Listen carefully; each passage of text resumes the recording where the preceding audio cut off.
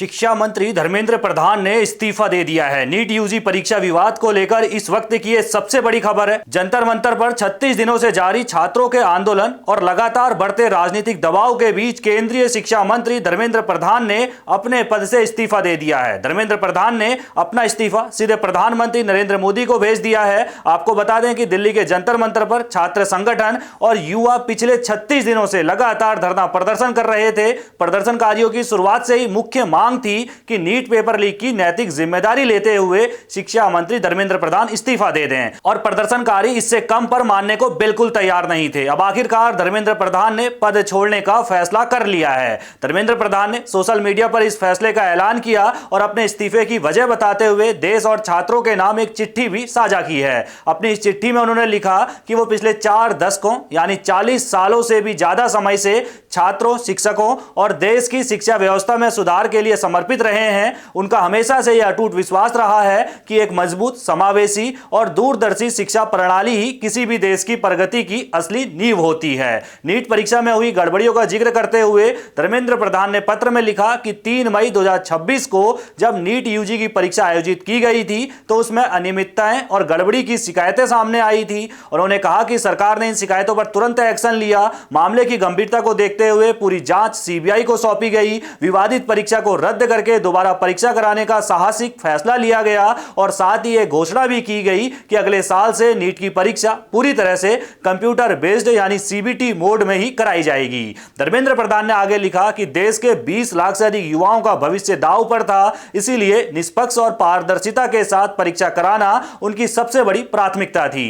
केंद्र सरकार, राज्य सरकारों, स्थानीय प्रशासन, छात्रों और अभिभावकों के सामूहिक सहयोग से 21 जून 2026 को नीट की दोबारा परीक्षा सफलतापूर्वक कराई गई। इसके बाद 16 जुलाई को जब नतीजे घोषित हुए तो गरीब और वंचित वर्ग के कई प्रतिभाशाली छात्रों को सफलता मिली, लेकिन उन्होंने अफसोस जताते हुए कहा कि कुछ जिम्मेदार पदों पर बैठे लोगों ने इस पूरे मुद्दे पर छात्रों को गुमराह करने और भड़काने की कोशिश की, जिससे उन्हें व्यक्तिगत रूप से बहुत दुख पहुंचा है। अपने इस्तीफे के पीछे की सबसे बड़ी वजह बताते हुए धर्मेंद्र प्रधान ने कहा कि पिछले 10 दिनों से देश में जो कुछ भी घटनाएं घटी हैं, उन्होंने उन्हें अंदर तक बहुत व्यथित और दुख किया है। अपने इस्तीफे के पीछे की सबसे बड़ी वजह बताते हुए धर्मेंद्र प्रधान ने कहा कि पिछले 10 दिनों से देश में जो कुछ भी घटनाएं घटी हैं, उन्होंने उन्हें अंदर तक बहुत व्यथित और दुखी किया है। उन्होंने साफ किया कि यह मामला उनके व्यक्तिगत पद या सम्मान का नहीं है, बल्कि देश के करोड़ों युवाओं के भविष्य से जुड़ा हुआ है। वो नहीं चाहते कि देश के छात्र कानूनी लड़ाइयों, अदालती विवादों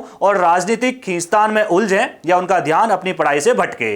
देश के युवाओं के हित और इसी भावना को ध्यान में रखते हुए उन्होंने शिक्षा मंत्री का पद छोड़ने का अंतिम निर्णय लिया है। यह सब कुछ उन्होंने अपनी चिट्ठी में लिखा है। अपनी चिट्ठी के अंत में धर्मेंद्र प्रधान ने प्रधानमंत्री नरेंद्र मोदी के मार्गदर्शन के लिए उनका आभार जताया। साथ ही उन्होंने अपने साथी मंत्रियों, शिक्षा मंत्रालय के अधिकारियों और कर्मचारियों का भी धन्यवाद किया। उन्होंने कहा कि पद पर रहें या ना रहें, सार्वजनिक जीवन में वो आगे भी पूरी निष्ठा के साथ भारत माता, अपनी मातृभूमि ओडिशा की जनता और देश के युवाओं की उम्मीदों पर खरा उतरने के लिए लगातार काम करते रहेंगे। 36 दिनों से जंतर मंतर पर डटे छात्रों का आंदोलन आखिरकार इस मोड़ पर पहुंचा है जहां शिक्षा मंत्री को अपना पद छोड़ना पड़ा है। अब देखना यह होगा कि धर्मेंद्र प्रधान के इस्तीफे के बाद जंतर मंतर पर प्रदर्शन कर रहे छात्रों का अगला रुख क्या होता है और सरकार नीट परीक्षा प्रणाली में सुधार के लिए आगे क्या नए कदम उठाती है। लेकिन इस वक्त की जो सबसे बड़ी खबर है कि धर्मेंद्र प्रधान ने शिक्षा मंत्री के पद से अपना इस्तीफा जो है वो दे दिया है। जंतर मंतर में क्या कुछ हो रहा है, सारी अपडेट हम आपको, दिन भर की अपडेट हम आपको